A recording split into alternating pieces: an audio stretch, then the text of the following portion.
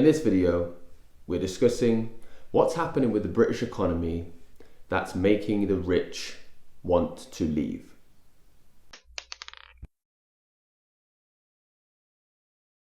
So look, last year it stated that over 11,000 millionaires have left the United Kingdom.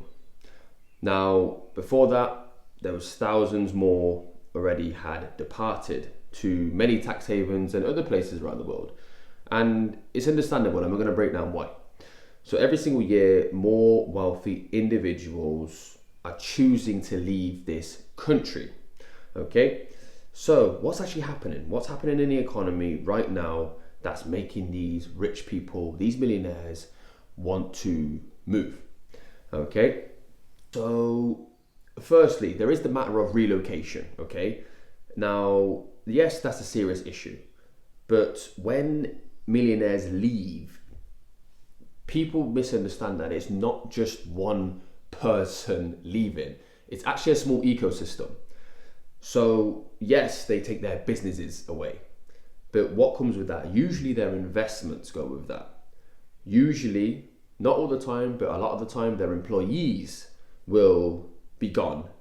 Not necessarily gone with them, but they will be laid off, no longer work for them because they're relocating. So that's a factor. And then also the economic contribution goes with them as well to that nation. So, there's essentially a four-pronged disadvantage happening here, okay?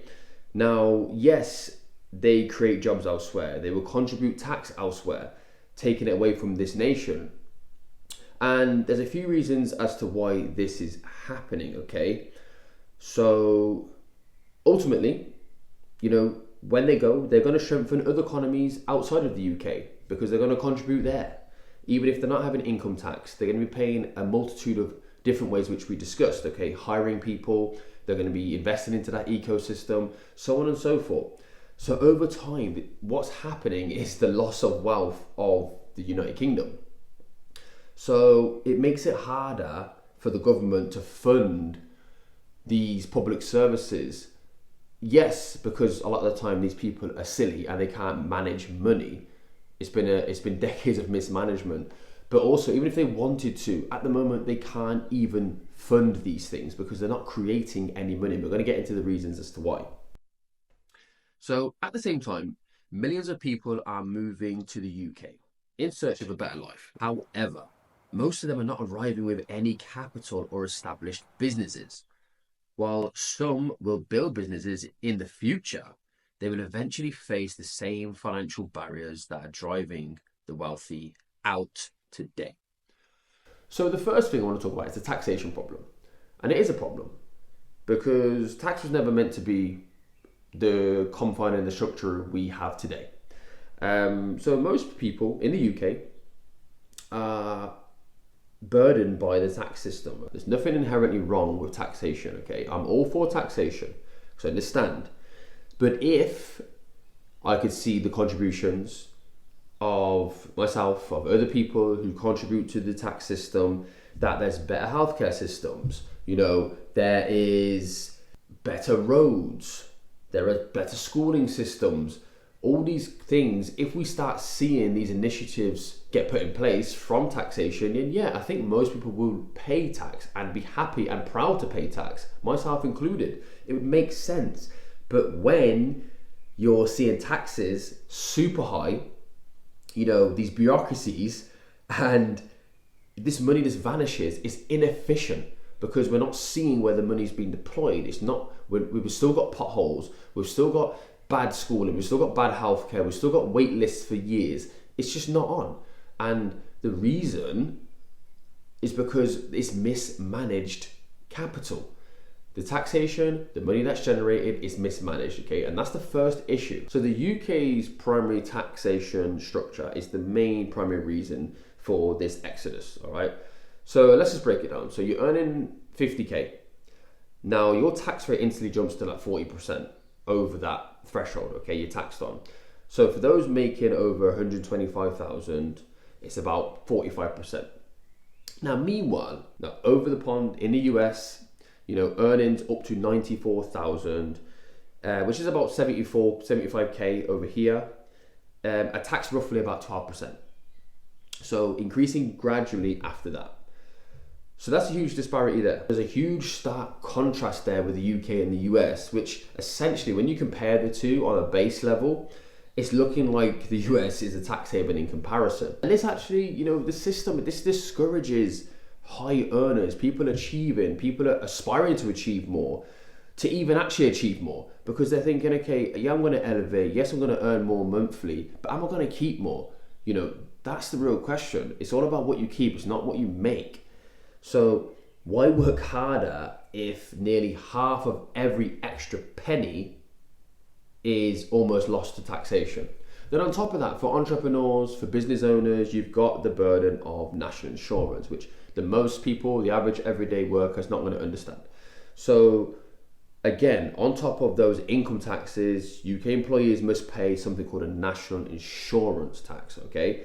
Now, this contribution is anywhere between 8 to 10%, while employers contribute an additional 13.8%. So let's just say 14% additional, which means that for every high income individual, basically the effective tax burden approaches around about that 55%.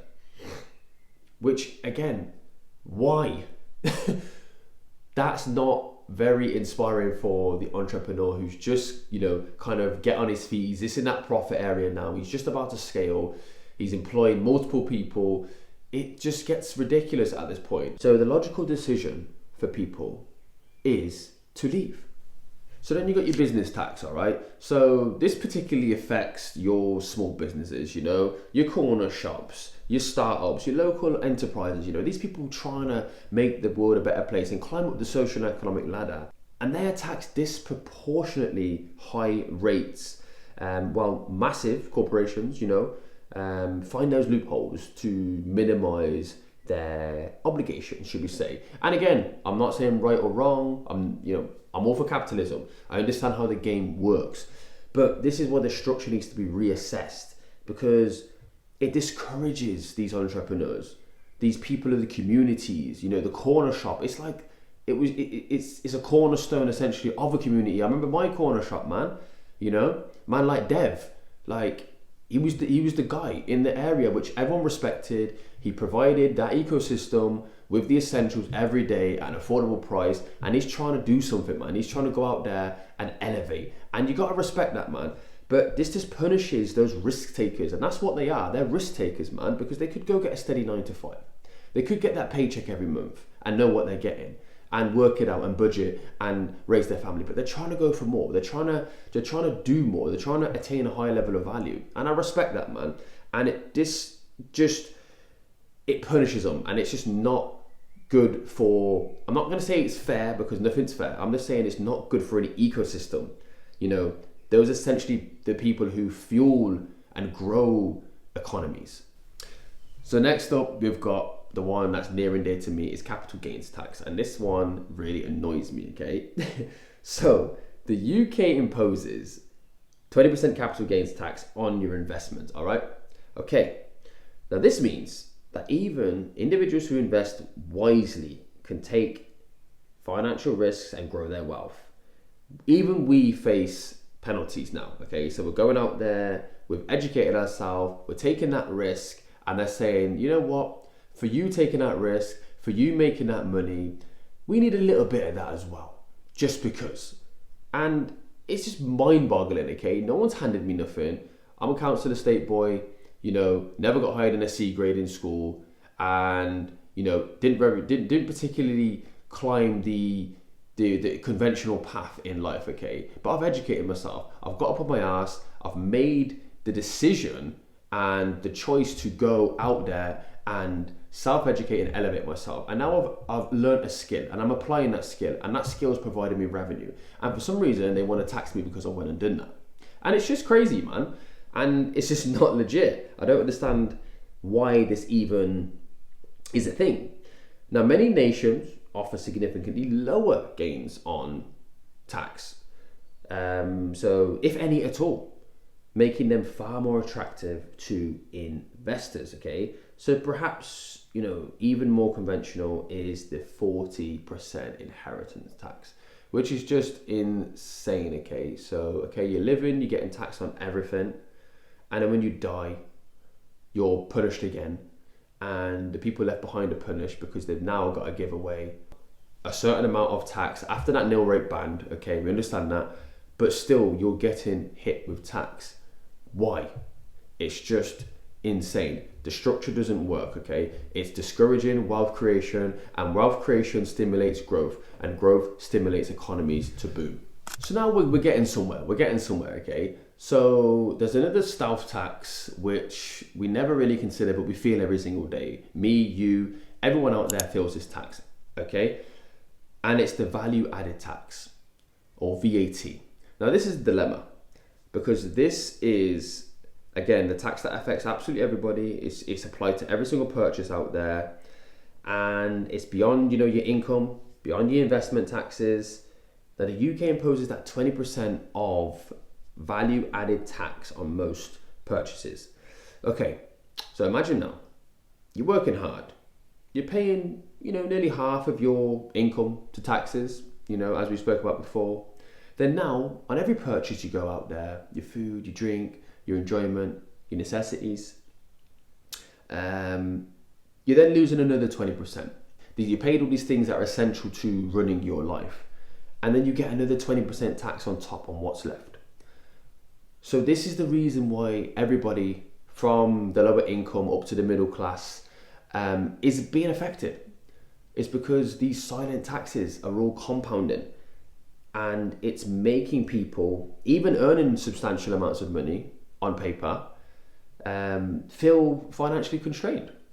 So we've got all that on a consumer level, and we understand that the people are earning less and they pay more tax. But on top of that, the government itself, the economy, the UK economy, is stagnant. And this is a huge issue as well when you compound the two together. Because businesses, what do? They need to follow growth in order to essentially thrive and contribute any value to the ecosystem. And if that's not happening, that's not going to happen. So if an economy starts to stagnate while others surge forward in other nations, which we're seeing in real time, companies relocate. Companies aren't even wasting their time trying to grow in the UK now or list on the UK stock exchange. They're going straight to where the capital is abundant, and you cannot blame them for that. So again, with that comes what? Taking jobs away, potential jobs away, taking those investments away, because companies are investors as well. They invest in economies they're attached to, and that wealth goes with them. So this is a huge issue because the UK is essentially a company. The economy of the UK is a company, and there's something called GDP, and it stands for gross domestic product. And if you don't know what gross domestic product is, simply it's just the total value of goods and services produced in a particular country. And at the moment, the UK's GDP is over 100% of what it makes. So in layman's simple terms, whatever the UK makes with all its products and services, import, export, it owes that out. So the country's not making any money. They generate money, but making money is a separate entity. And this is the huge reason. It's the main reason, actually. It's not the people. It's not necessarily the tax system. That's second, I would say. The main thing is the country isn't producing anything of value that the world wants. So it can't generate enough money to pay its debts off. So that's the reason the UK people are paying so much tax, to try to pay this debt down, which isn't payable. So it's just this never-ending, ridiculous cycle of generating capital that's, for God knows, I don't know where it's going.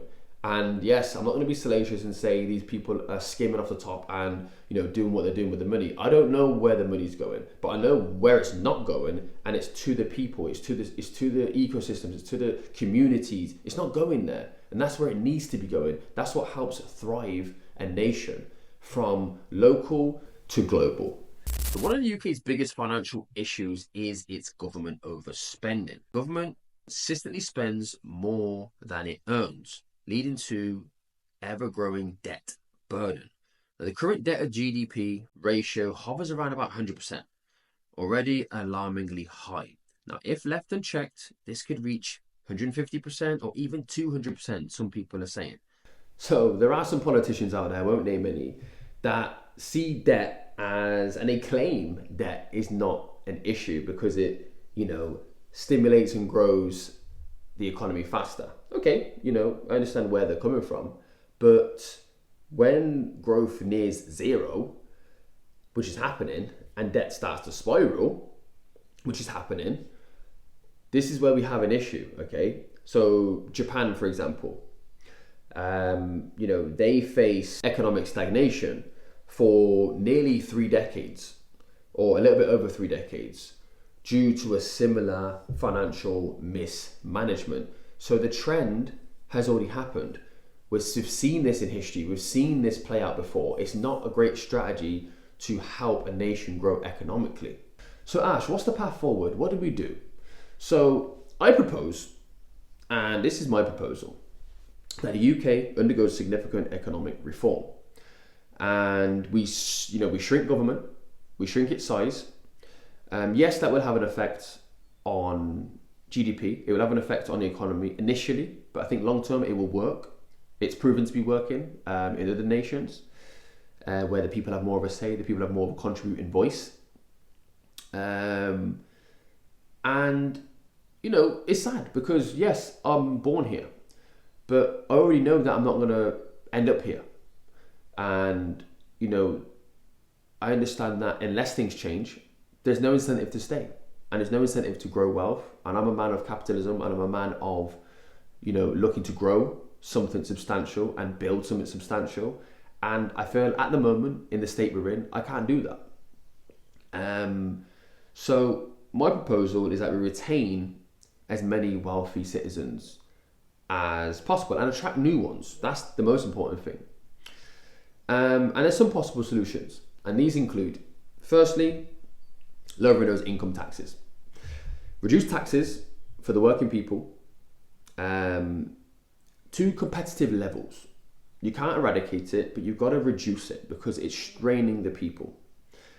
This will encourage people to work harder, one, and actually invest their own capital into UK economies and into the future of where the UK is going.